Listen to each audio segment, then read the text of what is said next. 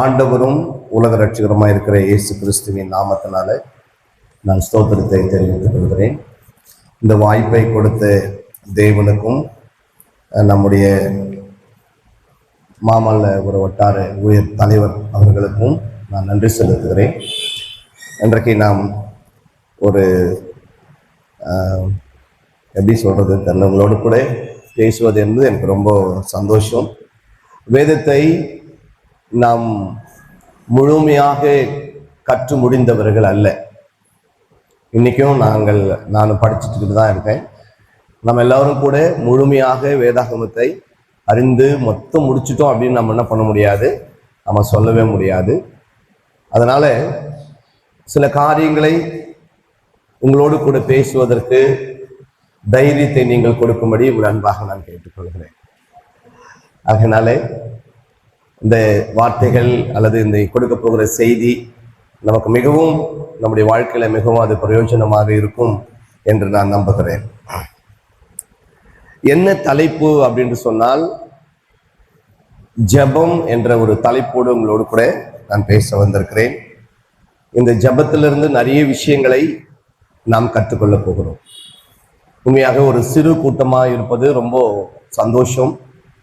நாம் எல்லோரும் கூட நன்றாக இதை கவனித்துக் கொள்ளலாம்.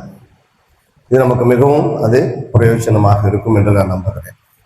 இப்போ நாம் பலவிதமான திருச்சபைகளில் இருந்து நாம் வந்திருக்கிறோம். ஆனால் நாம் எல்லோருமே சொல்லக்கூடிய ஒரு விஷயம் என்னவென்று சொன்னால், ரோமன் கேத்தலிக் திருச்சபையில் இருக்கிறவர்கள் என்ன மாதிரி ஜெபம் என்று சொன்னால் நம்ம அது சரியானது அல்ல என்று நாம் சொல்லுகிறோம். அவர்கள் யாரிடத்துல ஜெபிக்கிறார்கள் என்றால், மரியாளிடத்துல வேண்டிக் கொள்ளுகிறார்கள். எங்களுக்காக வேண்டிக் கொள்ளும் என்று சொல்லி அவர்கள் சொல்லுகிற அந்த ஜெபத்தை நம்மளால ஏற்றுக்கொள்ள முடியவில்லை. சரியானதானே? நாம் அந்த ஜெபங்கள் சரியானதல்ல. ஒரு ஆர்சி குடும்பத்துக்கு நீங்க போவீங்க அப்படின்னு சொன்னீங்கன்னா, நீங்கள் இது இந்த மாதிரி நீங்க ப்ரேயர் பண்ணக்கூடாது அப்படின்னு சொல்லி நாம் சொல்லுகிறோம். ஆனால் நாம் எப்படி ஜெபிக்கிறோம், வேதம் என்ன சொல்லுகிறது என்பதை நாம் கூர்ந்து கவனிக்க வேண்டும். பிரியமான தேவனுடைய பிள்ளைகளே, ஊழியக்காரர்களே, நாம் ஜெபத்தை யாரிடத்துல கற்றுக்கொண்டோம், நாம் எப்படி நாம் ஜெபிக்கிறோம் என்பதை நாம் நிறைய பேர் ஜெபிக்கிற இடங்கள்ல ஊழியர்கள் மத்தியிலே நான் கேட்கும்போது அவர்கள் பண்ற ஜெபங்கள்ல சில காரியங்களை நாம் அதை பகிர்ந்து கொள்வது நமக்கு மிக பிரயோஜனமாக இருக்கும் என்று நான் நம்புகிறேன். நான் பிதா, குமாரன், பரிசுத்த ஆவி நாமத்தினாலே என்று சொல்லியிருந்தேன். அதை குறித்து நம்பிக்கையும் எனக்கு உண்டு. இப்போ பரிசுத்த வேதாகமத்திலிருந்து நாம் ஜெபிக்கிற ஜெபங்கள் சரியானதா தவறானதா, அல்லது நம்ம எப்படி தவறானதா என்பதை விட நாம் அதை என்ன சரி செய்து கொள்ளலாம் என்பதை நீங்கள் இந்த வேதத்திலிருந்து நான் சொல்லும் பொழுது நீங்கள் ஒரு முடிவை நீங்கள் எடுத்துக்கொள்ளுங்கள். முதலாவதாக மத்தேயு சுவிசேஷத்தை நாம் திருப்பிக் கொள்ளுவோம். உங்களிடத்துல பேப்பர் வரும், நீங்க அந்த ஜெராக்ஸ் நான் உங்களுக்கு கொடுக்கிறேன். யாரும் நீங்க நோட்ல எல்லாம் கூட எழுத தேவையில்லை, அது உங்களுக்கு யூஸ்ஃபுல்லாக இருக்கும். முதலாவதாக மத்தேயு சுவிசேஷத்துல நமது ஆண்டவராக இயேசு கிறிஸ்து பிதாவை நோக்கி பண்ணினதான ஜெபங்கள், நிறைய ஜெபங்கள் இருக்கிறது. ஏறக்குறைய மத்தேயு, மார்க்கு, லூக்கா, யோவான் இந்த 4 புஸ்தகங்களையும் ஏறக்குறைய நமது ஆண்டவராக இயேசு கிறிஸ்து எனக்கு தெரிந்த வரைக்கும் 19 முறை அவர் தேவனை நோக்கி ஜெபம் பண்ணியிருந்தார். 19 முறை எனக்கு தெரிந்தவரை, நான் எடுத்த வரையில இயேசு கிறிஸ்துவானவர் யாரை நோக்கி ஜெபித்திருந்தார்? பிதாவை நோக்கி அவர் ஜெபம் பண்ணியிருந்தார். அதுல சில காரியங்களை உங்களை பற்றில நான் சொல்ல நான் விரும்புகிறேன். ஒருவேளை அந்த வசனங்களை சொல்லும் பொழுது நீங்கள் பக்கத்துல கூட அதோடு கூட நீங்க என்ன பண்ணலாம், நீங்க எழுதி கொள்ளலாம். மத்தேயு சுவிசேஷ புஸ்தகம் 4ஆம் அதிகாரம் 2வது வசனத்தை நாம் பார்க்கும் பொழுது, முதலாவதாக நமது ஆண்டவராக இயேசு கிறிஸ்து ஊழியத்திற்கு வரும் பொழுது 40 நாள் இரவும் பகலுமாக உபவாசித்து ஜெபம் பண்ணினார். 40 நாள் இரவும் பகலுமாக இயேசு கிறிஸ்துவானவர் பிதாவை நோக்கி ஜெபித்ததை நாம் பார்க்கிறோம். நம்ம எல்லாருக்கும் தெரிந்த ஒரு காரியம்.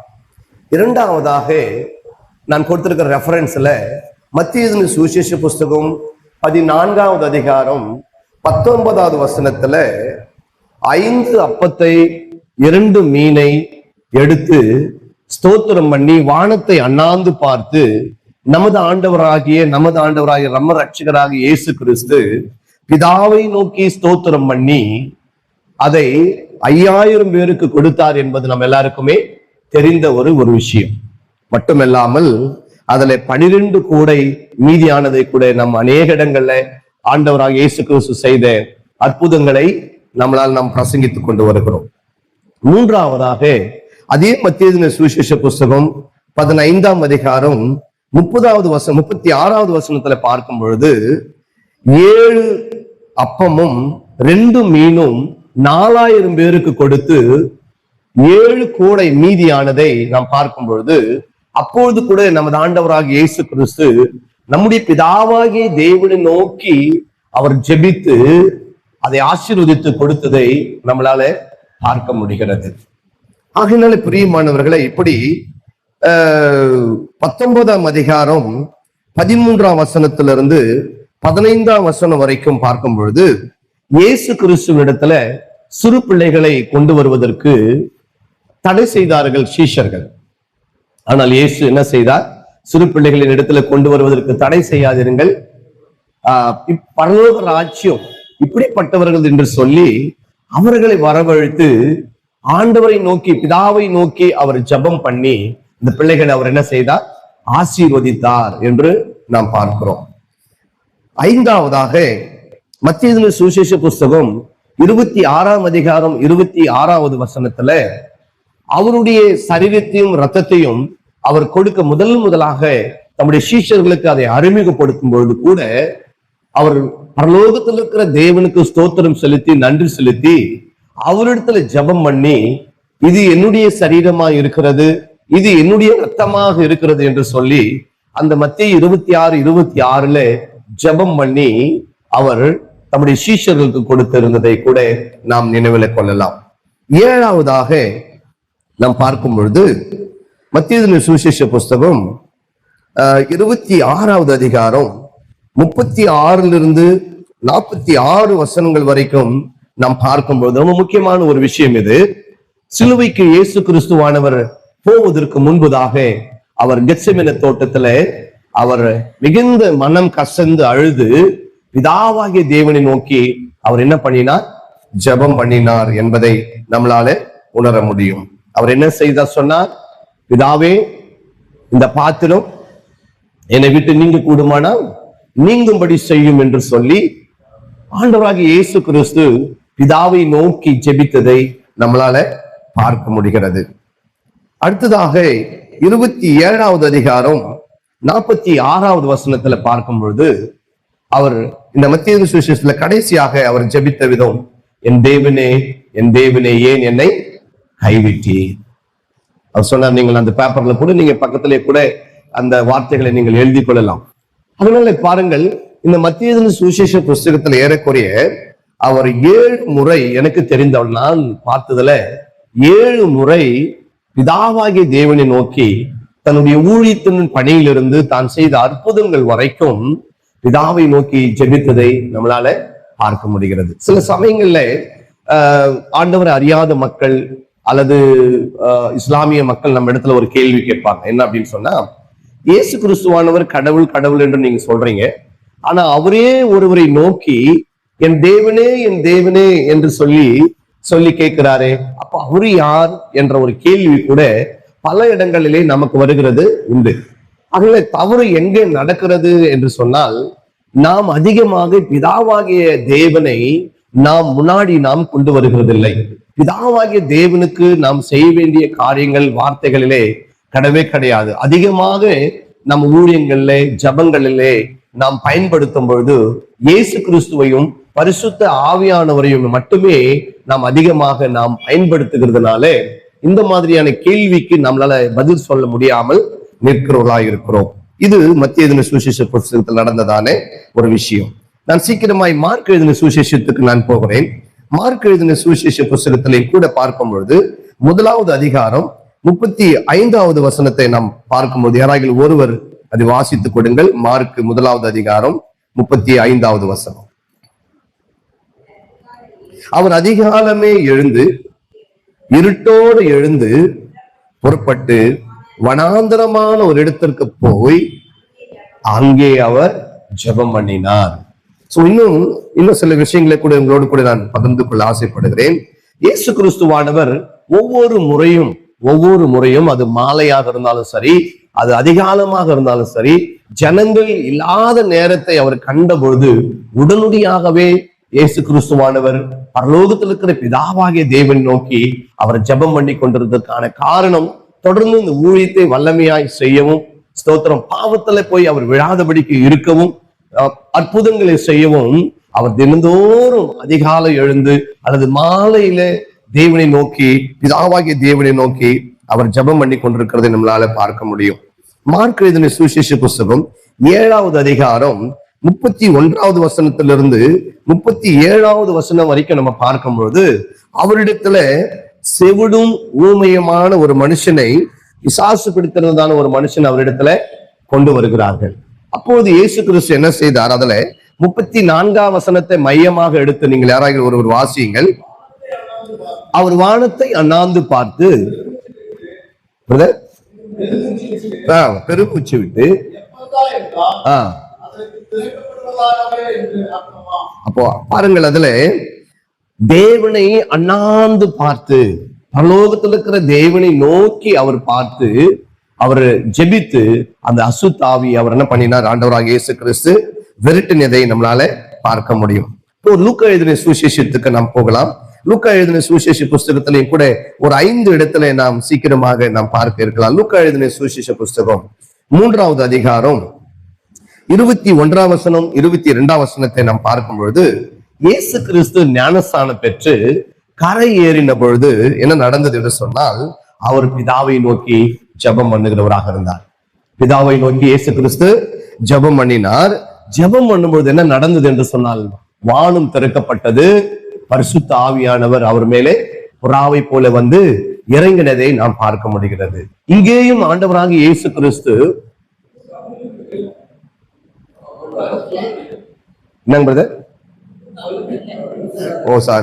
லூக்கா 3ஆம் அதிகாரம் 21லிருந்து 22 எழுதி கொள்ளுங்கள், ஒருவேளை மறந்திருக்கலாம். அதனால இயேசு கிறிஸ்துவானவர் ஞானஸ்தானம் பெற்ற பொழுது கூட அவர் என்ன பண்ணினார்? அவர் ஜெபித்ததை நம்மளால பார்க்க முடிகிறது. ரொம்ப முக்கியமான ஒரு காரியத்தை உங்களோடு கூட பகிர்ந்து கொள்கிறேன். லூக்கா எழுதின சுவிசேஷ புஸ்தகம் 5ஆம் அதிகாரம் 16வது வசனத்தை பார்க்கும் பொழுது, இங்கே இயேசு கிறிஸ்து வனாந்தரமான ஒரு இடத்தை தெரிந்து கொண்டு அவர் ஜெபிப்பதற்காக அவர் போனார். அதனால இயேசு கிறிஸ்துவானவர் இந்த உலகத்துல எப்பெல்லாம் அவருக்கு சமயங்கள் கிடைக்கிறதோ அப்பெல்லாம் கூட அவர் பிதாவோடு கூட ஒப்புரவாக இருக்க வேண்டும், பிதாவோடு கூட இருக்க வேண்டும் என்கிற ஒரு விருப்பத்தோடு கூட இயேசு கிறிஸ்து இருந்ததாக நம்மளால பார்க்க முடிகிறது.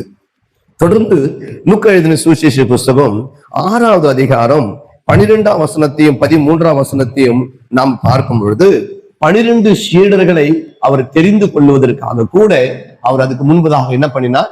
இரவு முழுவதுமாக அவர் ஜெபிப்பதை நம்மளால என்ன பண்ண முடிகிறது? பார்க்க முடிகிறது. ஸ்தோத்திரம். இயேசு கிறிஸ்து முழுவதும் ஜெபம் பண்ணி பிறகு வந்து 12 சீஷர்களை தம்மோடு இருக்கவும் ஊழியங்களை செய்யவும் இப்படியாக இயேசு கிறிஸ்து ஜெபித்ததை நம்மளால பார்க்க முடிகிறது. லூக்கா எழுதின சுவிசேஷ புஸ்தகம் 9வது அதிகாரம் 18ஆம் வசனத்துல நம்ம பார்க்கும் பொழுது, இயேசு கிறிஸ்துவானவரும் அவருடைய சீடர்களும் தனித்து ஜெபம் பண்ணினார்கள். அப்போ இயேசு கிறிஸ்துவானவர் எதையும் தன்னிடத்துல கேட்கும்படி சொல்லவில்லை, மாறாக அவரும் தம்முடைய 12 சீடர்களும் சேர்ந்து பிதாவாகிய தேவனை நோக்கி ஜெபம் பண்ணும்படியாக அவர்களுக்கும் அவர் கற்றுக் கொடுத்தார். அதோடு கூட அதே 9ஆம் அதிகாரத்தில் 28ஆம் வசனத்தையும் 29ஆம் வசனத்தையும் பார்க்கும் பொழுது, இயேசு கிறிஸ்துவானவரும் பேதுருவும் யோவானும் அவரோடு கூட யாக்கோபும் ஒரு மலை மேலே ஏறி அவர்கள் தனித்திருந்து ஜெபிப்பதற்காக போனார்கள். அங்கே மோசேயையும் எலியாவையும் பார்த்ததை நம்மளால பார்க்க முடியும். அந்த நீங்கள் 9ஆம் அதிகாரத்தை லூக்கா படிச்சு பாத்தீங்கன்னு சொன்னா, அங்கே அந்த மலையிலும் கூட சில சமயங்களே அந்த 3 பேரை மட்டும் தெரிந்து கொண்டு ஊழியத்திற்காக இயேசு கிறிஸ்துவானவர் சில இடங்களில் ஸ்பெஷலாக அவர்களை அழைத்து கொண்டு போகிறதை நாம் பார்க்கிறோம். அவர்கள் அப்படிப்பட்ட ஸ்பெஷலாக ஊழியத்துக்கு போகும்போது கூட ஜெபங்களுக்கும் கூட இயேசு கிறிஸ்துவானவர் இந்த 3வரையும் கூட தெரிந்து கொண்டு பிதாவாகிய தேவன் நோக்கி அவர்கள் ஜெபிப்பதை நம்மளால பார்க்க முடிகிறது. லூக்கா சுவிசேஷ புஸ்தகம் 11ஆம் அதிகாரம் 1வது வசனத்தை பார்க்கும்போது இயேசு கிறிஸ்து ஓரிடத்துல போய் தனியாக என்ன பண்ணினார்? ஜெபம் பண்ணினார் என்று கூட வாசிக்க முடிகிறது. லூக்கா எழுதின சுவிசேஷ புஸ்தகம் 23ஆம் அதிகாரம் 46வது வசனத்துல பார்க்கும் பொழுது நாம் சிலுவையில பேசின அந்த கடைசி வார்த்தை சொல்கிறது, என் ஆவியை இதாவே உம்மிடத்துல ஒப்படைக்கிறேன் என்று சொல்லி அந்த இடத்திலேயும் கூட அவர் சொல்லி முடிக்கிறார். இப்படி 3 சுவிசேஷத்திலே நம்ம பார்க்கிறோம். 4வது சுவிசேஷம் யோவான் எழுதின சுவிசேஷ புஸ்தகம். அதுல ஒரு சுவிசேஷத்துல சொல்லப்பட்டது இன்னொரு சுவிசேஷத்திலும் சொல்லப்பட்டிருக்கிறது. அதை நான் உங்களுக்கு மென்ஷன் பண்ணவில்லை. ஆனால் அங்கெங்க இல்லாத விஷயங்களை நான் எடுத்து உங்களுக்கு நான் காண்பிக்கிறேன். யோவான் எழுதின சுவிசேஷ புஸ்தகத்தில் கூட நாம் பார்க்கும்போது 11ஆம் அதிகாரம் 41வது வசனம் 42வது வசனத்தை பார்க்கும்போது ஏழை லாசருவை உயிரோடு கூட எழுப்பினார். அந்த ஏழை லாசருவை உயிரோடு கூட எழுப்பும் போது கூட இயேசு கிறிஸ்துவானவர் பிதாவை நோக்கி ஜெபம் பண்ணி எழுப்பினதாக நம்மளால வாசிக்க முடிகிறது. அதே போல யோவான் எழுதின சுவிசேஷ புஸ்தகம் 14வது அதிகாரம் 16வது வசனத்தை நாம் பார்க்கும்போது அவர் சொல்றார், யாராவது ஒரு வாசிங்கள், நான் பிதாவை வேண்டிக் கொள்வேன். யோவான் 14ஆம் அதிகாரம்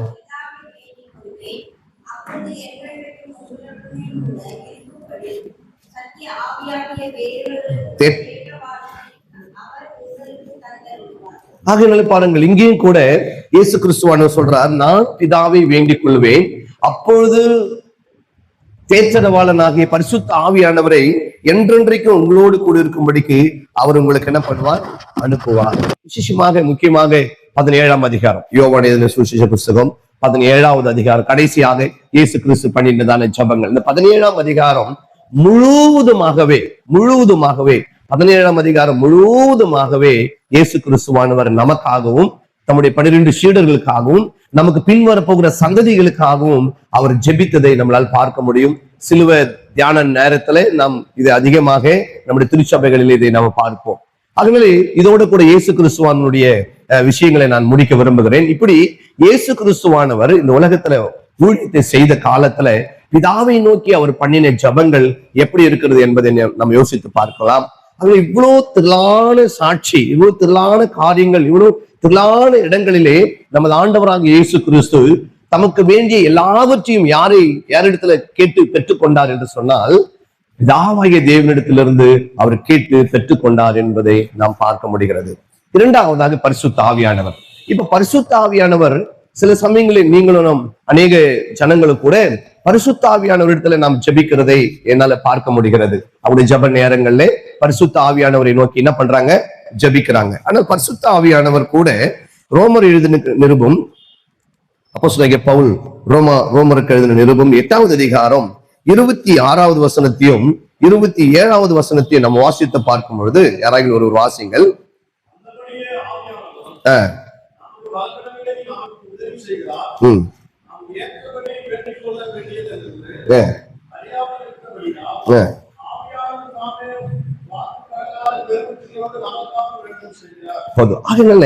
பரிசுத்த ஆவியானவரும் கூட யாரை நோக்கி ஜெபம் பண்றாரா?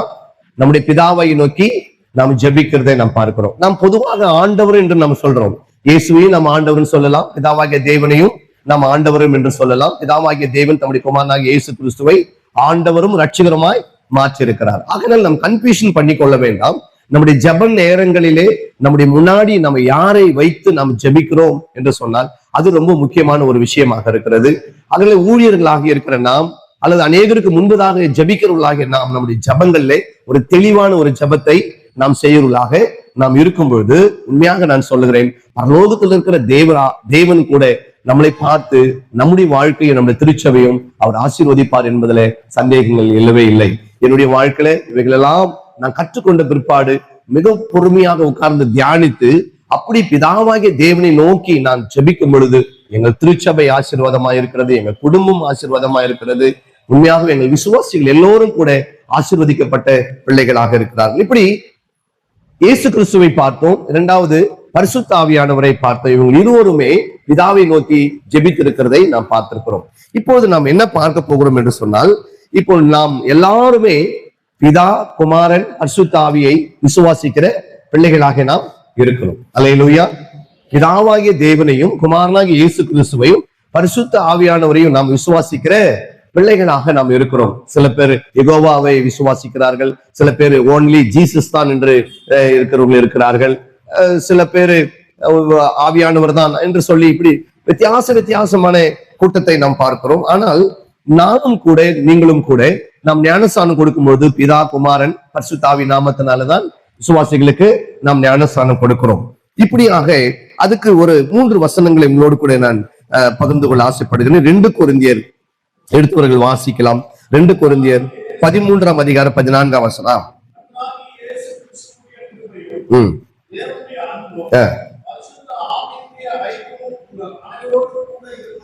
இந்த வசனத்திலையும் கூட நாம் எப்படி 3 பேரு நம்ம விசுவாசிக்கிறோம் என்றால், வேதம் சொல்லுகிறது, பைபிள் சொல்லுகிறது, அவருடைய நம்ம ஆசீர்வதிக்கிற ஆசீர்வாதம் கூட குமாரனாகிய இயேசு கிறிஸ்து, பரலோகத்தில் இருக்கிற பிதாவாகிய தேவன், பரிசுத்த ஆவியானவர் இருக்கிறார் என்று நாம் பார்க்கிறோம். அதே போல 1 பேதுரு 1ஆம் அதிகாரம் 2ஆம் வசனத்தை கூட நாம் வாசிக்க கேட்கலாம்.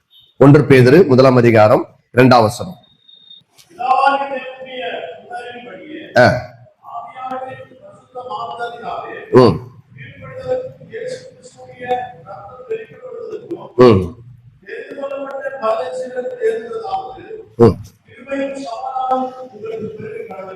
அப்போ பரிசுத்த வேதாகமத்தில் சில இடங்களிலே பிதாவாகிய தேவனை பற்றி இருக்கிறது, சில இடங்களிலே இயேசுவை பற்றி இருக்கிறது, சில இடங்களிலே பரிசுத்த ஆவியானவரை பற்றி இருக்கிறது. எனக்கு தெரிந்த வரையிலும் 3 இருக்கிற சில இடங்களை தான் உங்களுக்கு இப்படி பண்றேன். ஒரே இடத்துல இருக்கிற 3 பிதா, குமாரன், பரிசுத்த ஆவியானவர் வருகிற அந்த வசனங்களை தான் இப்போது என்ன பண்ணி கொண்டிருக்கு உங்களுக்கு சொல்லி கொண்டிருக்கிறேன். அது போல 1 பேதுரு 1:2 கூட இருக்கிறார்கள். 2 கொரிந்தியர் 13:14 இருக்கிறது. இன்னும் தொடர்ந்து பார்க்கும்போது 1 யோவான் 5ஆம் அதிகாரம் 7வது வசனத்தை வாசித்து பார்க்கும் பொழுது வசனம் சொல்லுகிறது, பிரதர், பரலோகத்திலே சாட்சியிடுகிறவர்கள் 3, பிதா, வார்த்தை, ஆகையினால இங்கேயும் 3 ஒன்றா இருக்கலாம். ஆகையினாலே இந்த 3 கூட பரலோகத்தில் இருக்கிற 3 என்றதான ஒரு வார்த்தை இங்கேயும் எழுதப்பட்டிருக்கிறது. ஆகையினால நீங்களும் நானும் பிதாவையும் குமாரனையும் பரிசுத்த ஆவியும் நாம் விசுவாசிக்கிறவர்களாக இருக்கிறோம். நமக்கு தெரிஞ்ச வசனம் ஏற்கனவே பார்த்தோம். யோவான் 14:16 வாசிக்கும் பொழுது, நான் பிதாவை வேண்டிக் கொள்வேன், அப்பொழுது பரிசுத்த ஆவியானவர் என்றென்றைக்கு உங்களோடு கூட இருக்கும்படி சத்திய ஆவியாகிய வேறொரு தேற்றவாளனை உங்களுக்கு அவர் அனுப்புவார் என்ற அந்த வசனத்திலேயே கூட 3 இருக்கிறதை நம்மளால பார்க்க முடிகிறது. இதோட நான் முடிக்க விரும்புகிறேன். இப்பொழுது நாம் இன்றைக்கு எப்படி ஜெபிக்க வேண்டும் அதுதான் உங்களுக்கு நான் கொண்டு வருகிறேன். அதனால என்ன நீங்கள் தவறாக நீங்கள் எண்ணிக்கொள்ள வேண்டாம். நாம் இன்னும் நிறைய கற்றுக்கொள்ள வேண்டியது இருக்கிறது. உங்களிடத்துல நான் நிறைய விஷயங்களை கற்றுக்கொண்டிருக்கிறேன். அதில் இந்த வேதத்திலிருந்து சில காரியங்களை நாம் எப்படி ஜெபிக்க வேண்டும் என்பதை, யாரை நோக்கி ஜெபிக்க வேண்டும், யார் மூலியமாக ஜெபிக்க வேண்டும் என்பதை இந்த மத்தேயு சுவிசேஷ புஸ்தகம் 6வது அதிகாரம் 5ஆம் வசனத்திலிருந்து 13ஆம் வசனம் வரைக்கும் நம்ம வாசித்து பார்க்கும் பொழுது நம்முடைய இயேசு கிறிஸ்துவானவர் சொல்றார், நீங்கள் எப்படி ஜெபிக்க வேண்டும் என்று நாம் வாசித்து பார்க்கும்போது 4 முறை இந்த இடத்துல நீங்கள் பிதாவை நோக்கி ஜெபியுங்கள், பிதாவை வேண்டிக் கொள்ளுங்கள் என்பதை நம்மளால பார்க்க முடிகிறது. இந்த வசனங்கள் எல்லாவற்றிலுமே பார்க்கும்போது இயேசு கிறிஸ்துவானவரே சொல்றார், நீங்க யாரை நோக்கி ஜெபம் பண்ண வேண்டும்? பிதாவை நோக்கி நீங்க ஜெபம் பண்ணுங்க. எப்படி ஜெபிக்க வேண்டும் என்ற ஒரு வார்த்தையை இயேசு கிறிஸ்துவானவரே அந்த சீஷர்களுக்கு, மற்ற விசுவாசிகளுக்கு அவர் கற்றுக் கொடுத்த விதம்தான் இன்றைக்கு நாமும் கூட நாம் கற்றுக்கொண்டிருக்கிறோம். இன்னைக்கு நிறைய பேரு ஜபங்களை நாம் யார் இடத்துல கற்றுக்கொண்டிருக்கிறோம் என்று சொன்னால், நமக்கு முன்னாடி இருந்த நம்முடைய ஊழியக்காரிடத்துலதான் நம்ம என்ன பண்ணியிருக்கிறோம், ஜபங்களை நாம் கற்றுக்கிறோம். நம்ம ஐயா எப்படி பண்ணியிருக்கிறாரு, நம்ம பாஸ்டர் எப்படி பண்ணியிருக்கிறாரு, அதே போல நாம கூட என்ன பண்ணணும், நாம் ஜபம் பண்ண வேண்டும் என்று நாம் நினைக்கிறோம். தவறு இல்லை.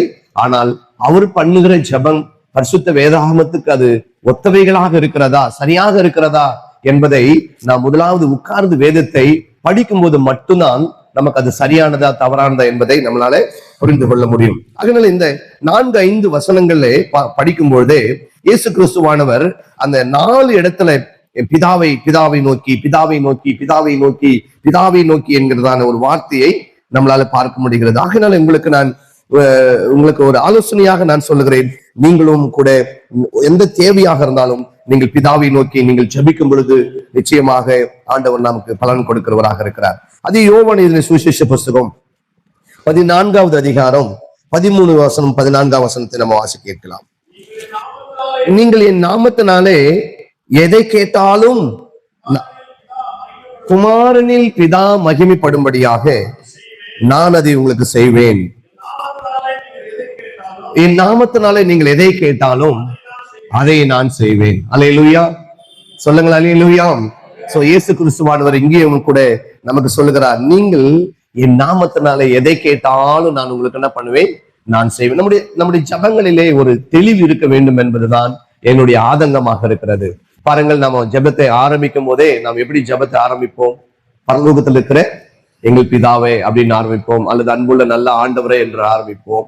ஆரம்பிச்சதுக்கு பிற்பாடு நாம் அதுக்கு பிறகு யாரிடத்துல நம்ம எல்லா ஜபங்களை கேட்கிறோம் அப்படின்னு சொன்னா நம்முடைய ஜபங்கள் டோட்டலா மாறிடும். எப்படி மாறிடும்? இயேசுவே எனக்கு இது வேணும், பரிசுத்த ஆவியானவரே இது எனக்கு வேணும், இயேசுவே எனக்கு அது வேணும், இயேசுவே இது எனக்கு வேணும். இப்படி நம்ம அதிகமாக நம்ம கேட்டுக்கிட்டே இருப்போம். ஆனா முடிக்கும் போது திரும்பி எப்படி முடிப்போம் அப்படின்னு சொன்னா, இயேசு கிறிஸ்துவின் மூலியமாய் ஜெபிக்கிறோம் நல்ல பிதாவே அப்படின்னு நம்ம முடிப்போம். அப்போ நம்முடைய மனு அல்லது நம்ம ஒரு லெட்டர் நம்ம கொடுக்கும் போது ஒருவருடைய பெயரை மேல போட்டுட்டு அதுக்கப்புறமாக நம்ம வேற வேற இடத்துல ஒரு உதவிகளை கேட்டால் அது சரியாக இருக்கவே இருக்காது. ஆகையினாலே நாம் எப்போது நம்ம எவ்வளவு நேரம் நம்ம ஜெபித்தாலும் கூட நாம் பிதாவை நோக்கி நாம் ஜெபிக்க வேண்டும். யார் மூலியமா கேட்க வேண்டும் என்று சொன்னால் நமது ஆண்டவராக இயேசு கிறிஸ்துவின் நாமத்தினால அதை நம் ஜபங்களை நாம் ஏறெடுக்கும் பொழுது நிச்சயமாக ஆண்டவர் நமக்கு அது பதில் கொடுத்து அதுல சந்தோஷமாக நம்மளை வழிநடத்துவார் என்பதிலே சந்தேகங்கள் இல்லவே இல்லை.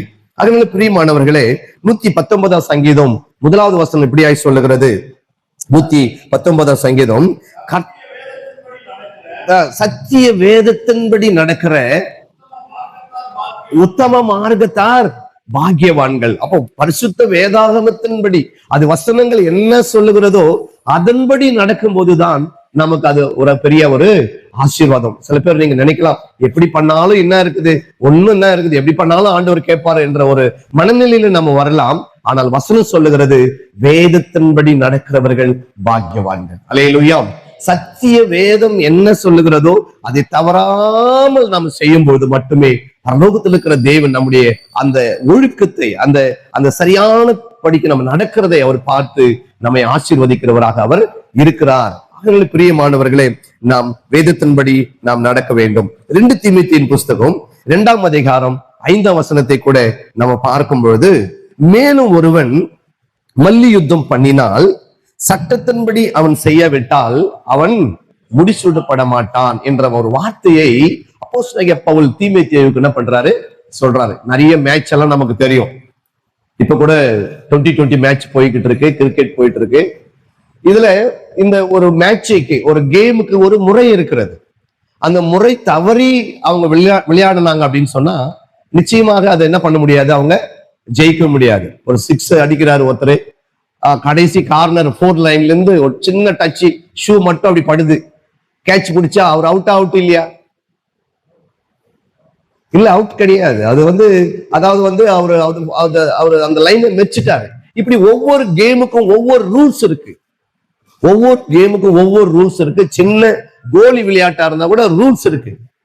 அந்த ரூல்ஸ் தவறி செய்யும் போது அந்த கேம்ல அவங்களுக்கு பிரைஸ் கிடைக்கவே கிடைக்காது. எவ்வளவுதான் அவங்க சீக்கிரமா ஓடினாலும் ரன்னிங் ரேஸ்ல பக்கத்துல இருக்கிற கோடு அவங்க மெரிச்சிட்டாங்க அப்படின்னு சொன்னா நிச்சயமாக அந்த பிரைஸ் அவங்க வெல்ல முடியாது. பிரியமானவர்களே, பவுல் அதுதான் வலியுறுத்தி சொல்லுகிறார். ஒரு கேமுக்கே இவ்வளவு சின்சியாரிட்டி இருக்கும்போது, ஒரு சாதாரண விளையாட்டுக்கே இவ்வளவு ஒரு பொறுப்புகள் இருக்கும்போது, தேவ ராஜ்யத்துக்குரிய காரியங்கள்ல, ஜெபிக்கிற விஷயங்கள்ல, ரட்சிக்கப்படுகிற விஷயங்கள்ல நாம் வேதத்தின்படி செய்தால் மட்டுமே நாம் முடிசூட்டப்படுவோம் என்பதில் சந்தேகங்கள் இல்லவே இல்லை.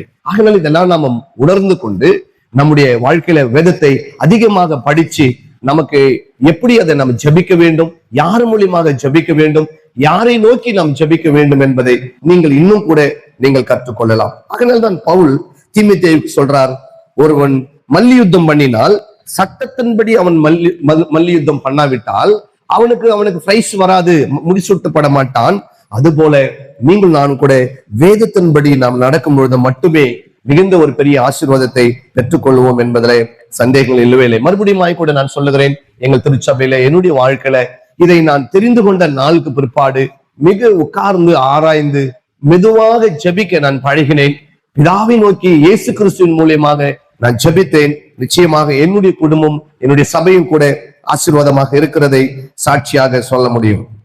அதே போல தொடர்ந்து 1 தீமோத்தேயுவின் புஸ்தகம் 4ஆம் அதிகாரம் 16வது வசனத்தை நாம் வாசி கேட்கலாம்.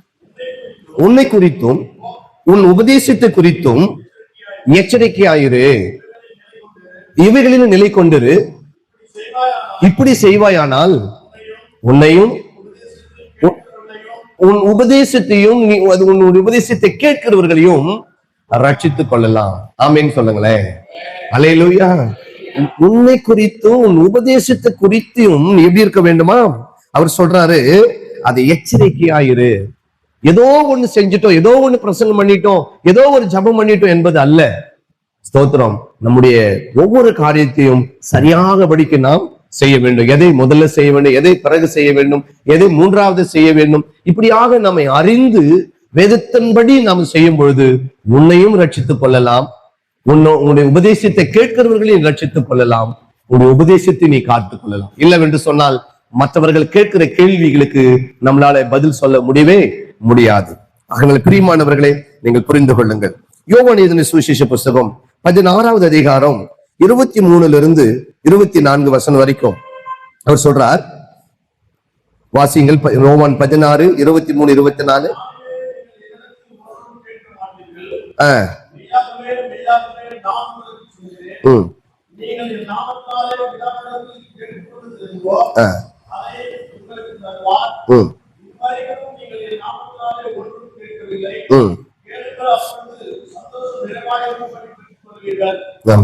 போதும். ஆகையால் பாருங்கள், மிக தெளிவா இந்த வசனம் உங்களுக்கு சொல்லுகிறது. இந்த வசனம் தான் நமக்கு மிக இந்த செய்திக்கான ஒரு ஹார்ட் என்று கூட சொல்லலாம்.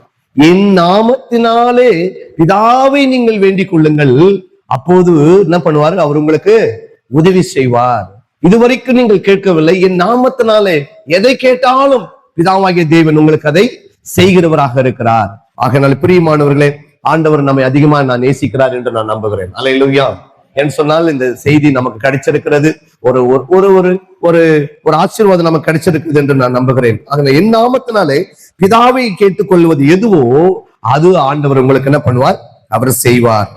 தொடர்ந்து அவரை கேளுங்கள், நிச்சயமாக ஆண்டவர் நம்மை ஆசீர்வதிப்பார். மத்தேயு சுவிசேஷ புஸ்தகம் 7வது அதிகாரம் 22ஆம் வசனம் 23ஆம் வசனத்தை வாசிக்கலாம். மத்தேயு 7ஆம் அதிகாரம் 22, 23 வாசி கேட்கலாம். என்னை நோக்கி அநேகர் என்னை நோக்கி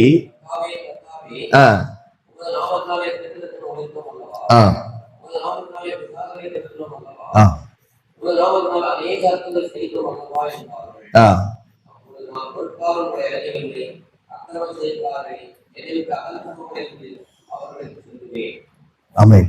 பிரியமானவர்களே, இங்க ஒரு கேள்வி நமக்கு வருகிறது. இது ஒரு கேள்வி நேரம் வந்தா நீங்க எல்லாம் கூட இந்த கேள்வி கேட்பீங்க. என்னன்னு சொன்னா, பிரதர், நாங்க நிறைய இடத்துல போயிட்டு ப்ரேயர் பண்ணியிருக்கிறோம், நிறைய பிசாசுகளை நாங்க ஓட்டி இருக்கிறோம், நிறைய அற்புதங்கள் எல்லாம் நடந்திருக்கிறது, நிறைய குடும்பத்துல இயேசு கிட்டதான் நாங்க ஜெபம் பண்ணோம், இயேசுதான் பெரிய அற்புதமெல்லாம் அங்க செஞ்சிருக்கிறாரு, இயேசு கிட்டதான் நாங்க கேட்டோம், பரிசுத்த ஆவியானவர் தான் நாங்க கேட்டோம், பிசாசுகள் எல்லாம் ஓடி இருக்கிறது, வியாதிகள் எல்லாம் குணமாயிருக்கிறது, நீங்க இப்போ இப்படி பிரசங்கம் பண்றீங்களே அல்லது இப்படி சொல்றீங்களே அது எப்படி அப்படின்ற ஒரு கேள்வி உங்களுக்குள்ளே நான் சொல்லி கொண்டு வரும்போது உண்மையாக நீங்கள் கவனிச்சிருப்பீங்க அப்படின்னு சொன்னா இந்த கேள்வி உங்களுக்கு எல்லாருக்கும் வந்திருக்கும். அதுக்குதான் இயேசு கிறிஸ்துவானவர் இங்க ஒரு பதில் சொல்றாரு. நீங்க பிதாவின் சித்தத்தை செய்யாம என்னை நோக்கி நீங்க கூப்பிட்டீங்கன்னு சொன்னா ஒரு பிரயோஜனம் இல்லவே இல்லை. அதனால பரலோக ராஜ்யத்துக்கு நீங்க என்ன பண்ண முடியாது, வர முடியாது சொல்றாரு. அக்கிரமக்காரரே, என்னை விட்டு அகன்று போங்கள், என் பிதாவின் சித்தத்தின்படி செய்கிறவர்களே பரலோக ராஜ்யத்துக்கு போவார்களே அல்லாமல் என்னை நோக்கி கூப்பிடுவர்கள் என்ன பண்ண முடியாது, பரலோகத்துக்கு போக முடியாது என்ற ஒரு வார்த்தையை கூட மத்தியிலே ஆண்டவராகிய இயேசு கிறிஸ்து நமக்கு சொல்லி இருக்கிறதை நாம் பார்க்கிறோம். ஒரு நகைச்சுவைக்காக ஒரு காரியத்தை நான் சொல்லுகிறேன். இன்றைக்கு பிதாவாகிய தேவன் எங்க இருக்கிறார்? பரலோகத்துல இருக்கிறார், நமக்கு தெரியும். அவருடைய வலது பாசத்துல யார் இருக்கிறது? அவருடைய குமாரனாகிய இயேசு கிறிஸ்து இருக்கிறார். இப்போது நாம எல்லாம் இங்கிருந்து ஜெபிக்கிறோம். அவங்க ரெண்டு பேருமே சிங்காசனத்துல உட்கார்ந்துட்டு இருக்காங்க. அப்போ ஆரம்பிக்கும் போது நம்ம ஜெபம் பண்ணி ஆரம்பிக்கிறோம். பரலோகத்தில் இருக்கிற எங்க நல்ல ஆண்டவரேன்னு சொல்லும் போது பிதாவாகிய தேவன் அந்த ஜெபத்தை கேட்பதற்கு ரொம்ப ஆவலா இருப்பார். உடனடியாக நாம இயேசுவே எனக்கு இது வேணும், இயேசுவே அது வேணும் அப்படின்னு அவரிடத்துல கேட்கும் போது பிதாவாகிய தேவன் என்ன பண்ணுவார்? இயேசுவை திரும்பி அப்படி பார்ப்பார். ஒரு புரிஞ்சுக்கிறதுக்காக சொல்றேன். என்ன உங்ககிட்ட கேட்கிறாங்க? இல்ல ஆண்டவரே, நான் அப்படிதான் பிரசங்கம் பண்ணிட்டு வந்தாங்க. யார் இடத்துல கேட்டு வந்தேன்? உம்மிடத்துல கேட்க சொல்லிதான் நான் ஜெபம் பிரசங்கம் பண்ணிட்டு வந்தேன். அப்படிதான் வேதாகமத்துல எழுதியிருக்கிறது. என் நாமத்தினால கேட்க சொன்னேன். ஆனா அவங்க எங்கிட்ட கேட்கிறாங்க. சோ ஆண்களை பிரியமானவர்களே, நாம் புரிந்து கொள்ள வேண்டும். பிதாவின் சித்தம் என்ன? என்னை நோக்கி என்ன பண்ணுங்க? நீங்க கூப்பிடுங்க. வேதத்தை நன்றாய் படித்தவர்களுக்கு இன்னொரு கேள்வி கூட வரும். அந்த வசனத்தையும் நான் கூட சொல்லி நான் முடிக்க நான் ஆசைப்படுகிறேன். பிலிப்பியருக்கு எழுதின நிருபம் 2வது அதிகாரம் 6வது வசனத்திலிருந்து 11வது வசனம் வரைக்கும் நாம் வாசி கேட்கலாம். பிலிப்பியர் 2ஆம் அதிகாரம் 6லிருந்து 11வது வசனம் வரைக்கும்.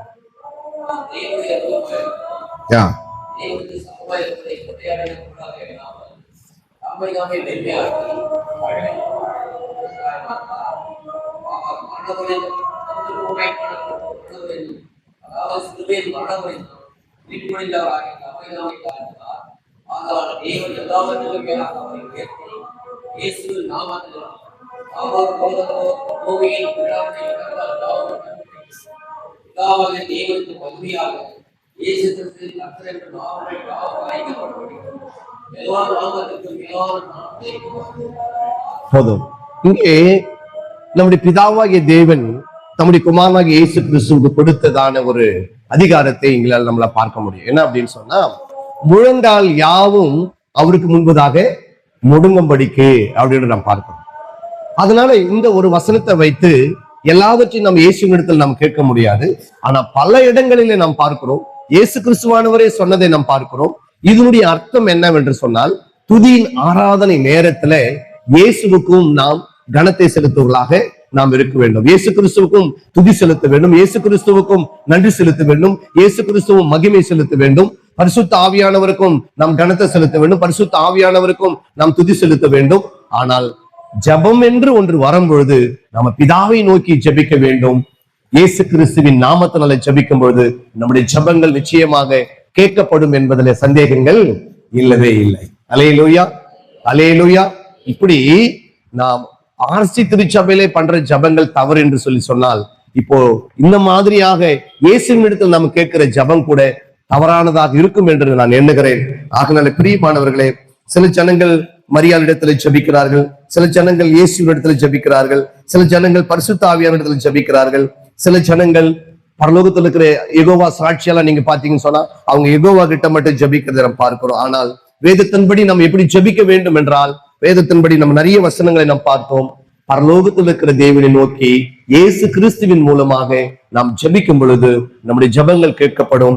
கடவுள் நிச்சயமாக நம்மளை அவர் ஆசீர்வதிப்பார் என்பதுல சந்தேகங்கள் இல்லவே இல்லை என்பதை உங்களிடத்துல நான் சொல்லிக் கொள்கிறேன். ஆகனாலே ஒரு ஜெபத்தை கூட உங்களோடு கூட நான் இந்த வேளையிலே நான் செய்து முடிக்கலாம் என்று நான் நினைக்கிறேன். எப்படி ஜெபிக்கலாம் என்பதை நாம் ஒரு ஜெபத்தை நான் உங்களுக்கு சொல்லி காட்ட நான் விரும்புகிறேன். கண்களை மூடி நாம் ஜெபிக்கலாம். அந்த வேளையில கர்த்தர் வசனங்களை ஆசீர்வதிப்பாராக. மகா இரக்கமும் கிருபையும் தயவு நிறைந்த பரலோகத்தில் இருக்கிற எங்க நல்ல ஆண்டவரே, இந்த ஆசீர்வதிக்கப்பட்ட மதிய வேலைக்காக உமக்கு நன்றி செலுத்துகிறோம். இதுவரைக்கும் எங்களை நடித்து வந்த விதங்களுக்காக உமக்கு நன்றி. இந்த 11வது மாதத்திலேயும் ஒரு ஐக்கியத்தை எங்களுக்கு கொடுத்திருக்கிறதுக்காக உமக்கு ஸ்தோத்திரிக்கிறோம்.